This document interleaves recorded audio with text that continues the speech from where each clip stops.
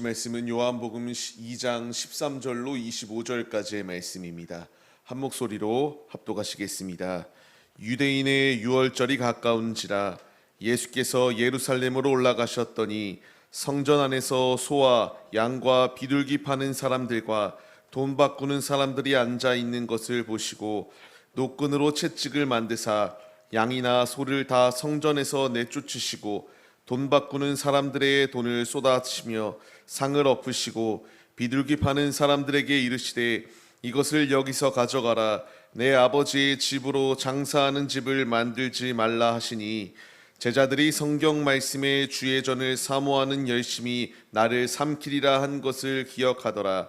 이에 유대인들이 대답하여 예수께 말하기를 내가 이런 일을 행하니 무슨 표적을 우리에게 보이겠느냐. 예수께서 대답하여 이르시되 너희가 이 성전을 헐라. 내가 사흘 동안에 일으키리라. 유대인들이 이르되 이 성전은 46년 동안에 지었거늘 내가 3일 동안에 일으키겠느냐 하더라. 그러나 예수는 성전된 자기 육체를 가리켜 말씀하신 것이라. 죽은 자 가운데서 살아나신 후에야 제자들이 이 말씀하신 것을 기억하고 성경과 예수께서 하신 말씀을 믿었더라. 유월절에 예수께서 예루살렘에 계시니 많은 사람이 그의 행하시는 표적을 보고 그의 이름을 믿었으나 예수는 그의 몸을 그들에게 의탁하지 아니하셨으니 이는 친히 모든 사람을 아심이요 또 사람에 대하여 누구의 증언도 받으실 필요가 없었으니 이는 그가 친히 사람의 속에 있는 것을 아셨음이니라. 아멘. 할렐루야. 오늘도 예배의 자리 가운데 모이신 성도님들 주님의 이름으로 환영하고 축복합니다. 오늘 같이 나눌 말씀의 제목은 성전 정화 작업이라는 말씀의 제목 가운데서 은혜를 나누도록 하겠습니다. 지금 이 시대는 교회가 세상을 걱정하고 교회가 세상 가운데에 귀감의 역할을 감당하기보다는 오히려 상황이 역전되었습니다. 오히려 세상이 교회를 걱정하기 시작하고 세상이 어떻게 교회가 이렇게까지 무너질 수 있을까라고 이런 걱정스러운 소리들을 하는 시대를 우리가 살아가고 있습니다. 이 시대는 너무나 악합니다. 근데 우리가 그 악함을 동일하게 따라가고 있는 것이 우리의 모습이 아닌지 돌아봐야 됩니다.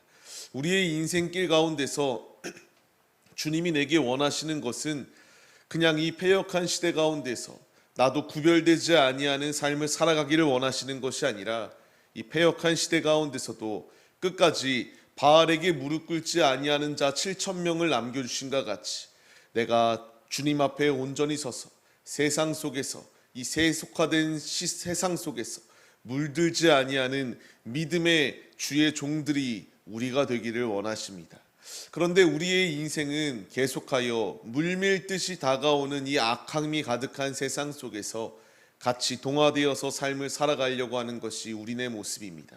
주님은 우리에게 그 길을 걸어가지 말 것을 가르쳐 주십니다. 지금까지의 말씀을 통하여 예수님께서 우리에게 명령하시는 것처럼 이제 우리는 말씀을 듣고 주님의 뜻대로 살기로 결단하며 일어나야 됩니다. 오늘 말씀을 통하여 주님이 나에게 주시는 음성이 무엇인가 은혜를 나누도록 하겠습니다. 오늘 말씀을 보게 되면 이제 유월절이 이르렀을 때에 예수님께서 예루살렘에 올라가는 것 가운데서 이제 사건이 일어나게 됩니다. 예루살렘에 모입니다. 모든 예루살렘의 유대인들이 예루살렘으로 모여야 됩니다. 유월절 이제 디아스포라 그 유대인들조차도 이제 이 명절을 지키기 위하여 모든 이들이 모이기 시작합니다. 근데 이 모이는 과정 가운데서 문제가 생깁니다. 예수님께서 분노하기 시작합니다.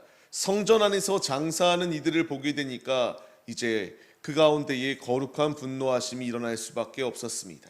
그들은 성전 안에서 이제 제사 드릴 제물들을 팔았습니다.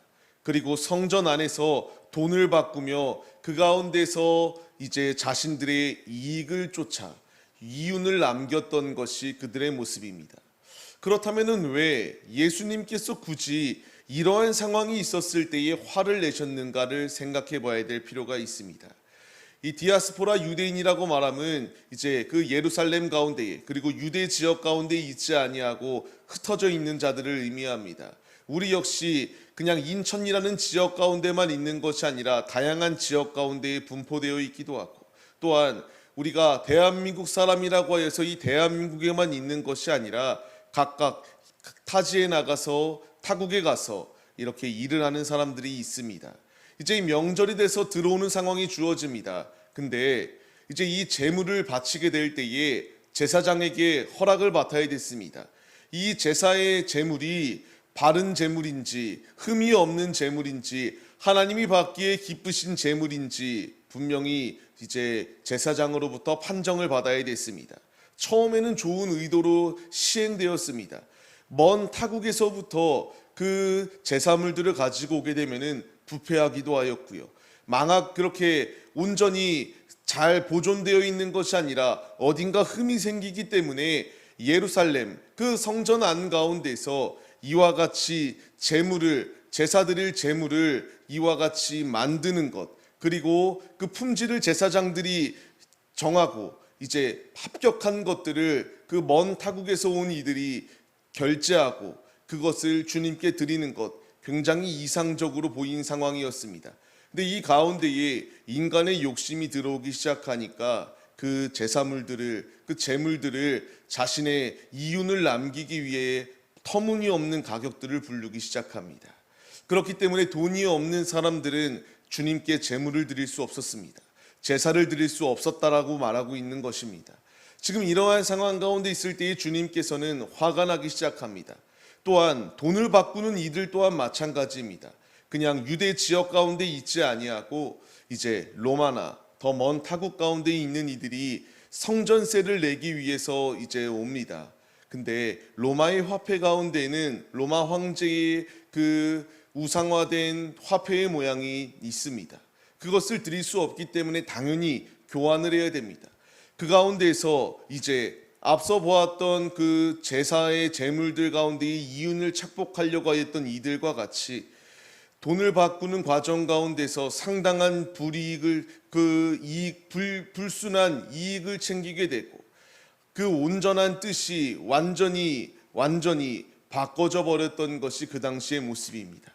이 모습을 보게 되니까 예수님이 화가 나시기 시작합니다. 성전 안에서 자신들의 이익을 얻기 위해서, 이윤을 얻기 위해서 모든 불법적인 것도 자행하고 있는 것이 그들의 모습이었습니다. 성전 안에서 그러한 모습이 아니라 하나님을 예배하는 것이 하나님이 원하시는 모습이었음에도 불구하고 그들은 그런 것은 안중이 없습니다. 제사장들로부터 시작하여서 완전히 썩어지기 시작하였고 오히려 그 가운데서 악만이 가득하였던 것이 그 당시의 모습이었습니다. 예수님이 그것을 보니까 참지 못하셨던 것입니다. 지금 그 당시의 모습이 우리의 모습 가운데서도 있다라는 것을 우리가 잊지 말아야 됩니다. 주님은 성전을 정화하라고 말씀하십니다. 주님께서 우리의 성전 가운데 원하시는 것은 육신의 이득을 취하기 위하여 이 교회를 세우신 것이 아닙니다. 몸된 교회를 세우신 이유는 우리의 예배를 통하여, 우리의 모임을 통하여 주님을 나타내고 주님을 높이는 데에 앞장서라고 우리를 부르신 것이지, 우리끼리 잘 먹고 우리끼리 이윤을 남기기 위하여 우리를 부르시지 않았다라는 것을 망각해서는 안 된다라는 것을 주님이 우리에게 말씀하시고 있습니다. 그들은 욕심이 잉태하여 죄를 낳게 되었습니다. 죄가 장성하여서 사망을 낳는 자리 가운데 거하였던 것이 제사장들의 모습입니다. 그리고 유대인들의 모습이었습니다. 지금 내가 이러한 모습이 되어 있지 아니한가 돌아봐야 됩니다. 우리 교회에 나오는 이들 가운데서도 자신의 사업의 성공을 위하여 나오는 이들이 있습니다. 자신의 이익을 위하여 나옵니다. 인맥을 쌓으려고 하고요. 자신이 영업을 하기 위하여 나오는 이들이 있습니다. 지금 이것은 하나님께서 원하시는 예배의 처소의 자리가 아니라 강도의 소굴로 만드는 이와 같이 장사의 집으로 만들어버리는 악한 행동이다라는 것을 우리가 잊지 말아야 된다는 것을 지금 주님이 우리에게 말씀하십니다. 우리가 이 말씀 가운데 깨달음을 얻어야 됩니다. 교회는 나의 이익을 위하여 나오는 자리가 아닙니다. 교회는 주님을 만나는 자리요, 주님이 나에게 주시는 음성 가운데서 깨달음을 얻고 그 음성 속에서 주님을 위하여 살겠노라고 하는 결단을 하며 주님을 높여드리는 예배 자리입니다. 이것을 망각하였던 것이 그 당시의 모습이었다. 근데 그 당시의 모습뿐만 아니라 지금의 우리의 삶 역시 그러한 인생이 너무나 많다라는 것을 주님이 우리에게 말씀해 주십니다. 우리는 그 길을 걸어가서는 안 됩니다. 주님이 원하시는 것은 우리에게 이와 같이 아버지의 집이 장사하는 집으로 만들라고 말씀하시지 않는다라는 것입니다. 주님은 이제 우리에게 말씀하시는 것, 강도의 속을, 그리고 장사하는 집이 아니라 주님이 우리에게 원하시는 것은 기도의 집을 원하시고 있습니다. 마태복음 21장 말씀을 보게 되면 주님이 나에게 말씀하십니다. 무엇라 말씀하시나요? 같이 한번 말씀을 읽어보겠습니다. 그들에게 이르시되 기록된 바 내 집은 기도하는 집이라 일컬음을 받으리라 하였거늘 너희는 강도의 소굴을 만드는도다 하시니라. 아멘. 지금 이들이 행동하였던 것은 주님이 원하시는 뜻과는 전혀 상관없었습니다. 주님께서 원하시는 것은 기도하는 자리를 원하셨고요, 예배하는 자리를 원하셨고, 이 모임 자체가 성령 충만한 모임이 되어서 주님의 영광을 나타내기를 원하셨는데, 그들은 그러한 모습이 아니라 그 가운데서 모든 죄악의 자리 가운데서 세상 사람과 구별되지 아니하는 모습이 그들의 모습이었다라는 것을 주님이 우리에게 말씀하십니다. 우리는 이 말씀 가운데 깨달음을 얻어야 됩니다. 고린도전서 6장 말씀을 통하여 무엇라 말씀하시나요? 우리에게 성령의 전이 우리 가운데 있다라는 것을 우리가 깨달아야 된다라는 것을 말씀하십니다. 우리의 몸으로 하나님께 영광을 돌리라고 말씀하고 계세요. 내 마음대로 나에게 생명이 주어졌다고 내 마음대로 살라고 말씀하시는 것이 아니라 우리의 몸을 통하여 이제 성령의 전으로 주님의 영광을 나타내는 자가 우리의 모습이 되라고 주님이 말씀하십니다. 예수님께서는 이 말씀 17절 말씀과 같이 사모하는 열심으로 주님의 교회, 몸된 교회를 청결하게 하시기 위하여, 정화하시기 위하여 열심을 다하였습니다. 이제 이 열심이 우리에게 있어야 된다는 것을 말씀하십니다. 우리 역시 이들의 모습과 다를 바 없는 모습들이 분명히 있습니다. 물론 분명히 잘된 모습들도 있습니다. 그러나 주님이 보실 때에 성령의 전이 아니라 우리의 모습, 우리의 삶 완전히 무너져 있는 모습 또한 분명히 있습니다. 이 말씀은 단순히 교회 안에서만의 우리가 이러한 신실한 모습으로 서라는 말씀이 아니라 움직이는 교회로 우리가 부름을 받았습니다. 예수님께서 성전을 정화하기 위하여 열심을 다하였던 것처럼 이제 움직이는 교회로 부름을 받은 자들이 우리들이거든요. 내가 바로 교회입니다. 내가 바로 성전입니다. 지금 내가 이들과 같이 장사하는 소굴로 만들지 아니하였나, 죄악된 것과 타협하면서 하나님의 뜻과 상관없이 나의 몸으로 하나님의 영광을 나타내고 나의 몸을 통하여 거룩한 제사를 드리라는, 산 제사를 드리라는 주님의 그 말씀하심을 우리가 무시하고 자꾸만 내 마음대로 삶을 살아가고 있는 것이 아닌가 점검하고 돌아보라고 지금 우리에게 말씀하시고 있습니다. 우리는 기도하는 집이 되어야 됩니다. 성령의 인도하심을 따라 주님의 뜻대로 삶을 살아가는 움직이는 교회가 되어야 됩니다. 말씀을 받는 성도님들, 이 말씀을 나에게 주시는 이유는 이제 이러한 모습이 아닌 모습들이 분명히 있기 때문에 바른 인생을 살아가라고, 바르게 주님을 높이는 주님의 영광을 나타내는 자가 되라고 우리를 부르셨습니다. 우리가 귀 있는 자가 되어야 됩니다. 이 유대인들과 같이, 유대 종교 지도자들과 같이 그냥 횟수로 교회를 오래 섬겼다라고 해서 중요한 것이 아니다라는 것을 말씀하세요. 주님의 뜻을 깨닫지 못하고 자신의 이윤을 남기려고만 앞장섰던 이 유대 종교 지도자들, 회칠한 무덤과 같은 자들이 이들의 모습이었습니다. 내가 그러한 자가 아니 되기 위해서는 깨어 있어야 되고 성전을 정화하시겠노라고 주님이 말씀하시며 우리에게 이 교훈의 말씀, 우리에게 이 징계의 말씀을 더하여 주실 때에 우리가 깨달음을 얻고 성령 충만하기 위하여 치열한 몸부림, 영적인 전투를 벌여야 된다는 것을 말씀하시고 있습니다. 내가 지금 어느 길을 걸어가고 있습니까?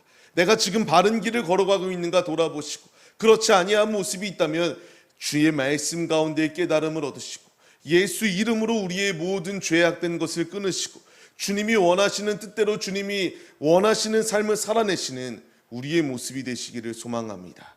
이와 같이 말씀이 주어졌을 때에 이제 이 말씀을 듣고 성전을 정화하시겠노라고 하는 주의 음성 가운데 깨달음을 얻고 돌이키면 참으로 좋습니다. 그러나 이제 이 유대인들이 불편해지기 시작합니다. 아니, 당신이 뭔데 우리가 당연히 이것이 맞다라고 생각하여 행동하는 이것을 왜 막는 것인가? 왜 꾸짖으시고 왜 상을 뒤엎고 왜 호통을 치는 것인가? 네가 무엇이긴데 우리에게 이런 일을 행하는가? 너가 무엇인지 나에게 표적을 보여서 당신이 진짜 원하는 뜻이 무엇인지 알려달라, 이렇게 요청하고 명령하는 것이 그들의 모습이었습니다.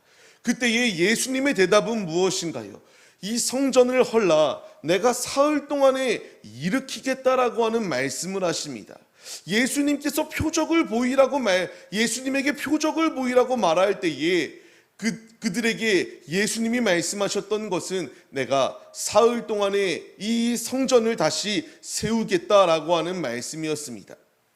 여기서 일으키다라고 하는 원어는 에게이로라고 하는 뜻을 가지고 있습니다. 지금 내가 사흘 동안에 일으키겠다라고 말씀하시는 이 말씀, 다시 살겠다라고 하는 것을 의미하였습니다. 자신의 몸을 의미한다라고 말씀이 기록되어지고 있죠. 근데 주님께서 원하시는 것은요, 다시 살린다라고 하는 이 말씀과 같이 주님이 원하시는 것은 예수님께서 이 땅 가운데 오시고 이제 자신의 몸을 이렇게 죽이며 자신의 생명을 내어주면서까지도 이렇게 아낌없이 사랑해 준다라는 것을 이제 모든 이들에게 알리시기를 원하였습니다. 아버지께서 죽은 자를 살림과 같이 아들도 이렇게 할 수 있다라는 것을, 하나님의 아들 되시는 예수 그리스도를 믿게 하시기 원하시는 뜻이 요한복음의 말씀의 주된 목적이다라고 말씀드렸던 것처럼, 예수님께서 이제 자신의 몸이 3일 후에 다시 살아나심으로써 모든 이들이 예수를 믿기를 원하시는 주님의 뜻이 있다라는 것을 선포하십니다. 그러나 그들은 이 말을 알지 못합니다. 이 말을 할 때에 우리가 이 성전을 지을 때에 46년이 걸렸는데 네가 어떻게 3일 만에 이 성전을 일으키겠느냐라고 이제 반문하면서 말도 되지 아니하는 소리를 하지 말라라고 이야기하는 것이 그들의 모습입니다. 근데 이 말씀을 우리가 깨달아야 돼요. 이사야서 6장 9절 말씀을 보게 되면은 하나님의 백성이 아닌 자들, 하나님께 택정함을 받지 아니하는 자는 들어도 듣지 못합니다. 보아도 알지 못하는 것이 그들의 모습이다라는 것을 가르쳐 주시고 있습니다. 내가 이러한 자리 가운데 거하지 않기 위하여 우리가 주님께 매달려야 됩니다. 주님을 알지 못하면요, 주의 말씀이 있습니다. 주의 말씀이 분명히 있는데 그 말씀에 반응하지 않아요. 말을 들어도 듣지 못하고요, 주님이 우리 앞에 오셨음에도 불구하고 주님을 온전히 바라보지 아니하는 것이 그들의 모습이다라는 것을 말씀하십니다. 주님이 이러한 자들을 칭하는 말씀이 무엇인가요? 그들은 마귀에게서 나왔다, 거짓의 아비가 되었다라고 이렇게 말씀하십니다. 그렇습니다. 악한 자리 가운데 있는 자들은 이 말씀을 들어도 깨닫지 못합니다. 그러나 우리는 이 말씀을 들을 때에 예수님께서 자신의 몸을 이야기한다라는 것을 알게 됩니다. 이제 내가 알았다면은 이제 주의 말씀에 반문하고 의심을 품는 것이 아니라 믿음의 길 걸어가기를 힘써야 됩니다. 제자들도 무엇이라 말하나요? 예수님께서 부활하신 후에야 그때의 이 말씀이 자신의 부활을 이야기하신 것이구나 라는 것을 깨달았다고 기록되어지고 있습니다. 우리에게 필요한 것은 그 후에 깨달아지는 것이 아니라 주님이 말씀하시는 모든 말씀이 바로바로 믿어지고 깨달아져야 되는 그러한 믿음의 모습이 우리에게 있어야 됩니다. 지금 유대 종교 지도자들은 표적을 구합니다. 너가 무엇이건대 우리에게 이런 말을 하냐? 네가 무슨 이유로 우리의 상을 뒤엎고 우리가 이렇게 이윤을 남기려고 하는 것을 너가 막냐라는 것을 말하며 표적을 보이라 말합니다. 그때 예수님의 대답은 내가 성전을 허물고 성전을 3일 후에 다시 세우겠다. 예수님께서 부활하시겠다. 나는 모든 생명을 주관하는 생명의 주관자가 되어준다라는 것을 말씀하십니다. 나 역시 이 말씀을 들었습니다. 내게 필요한 것은 불순종하는 모습이 아니라 순종의 믿음이 우리에게 있어야 됩니다.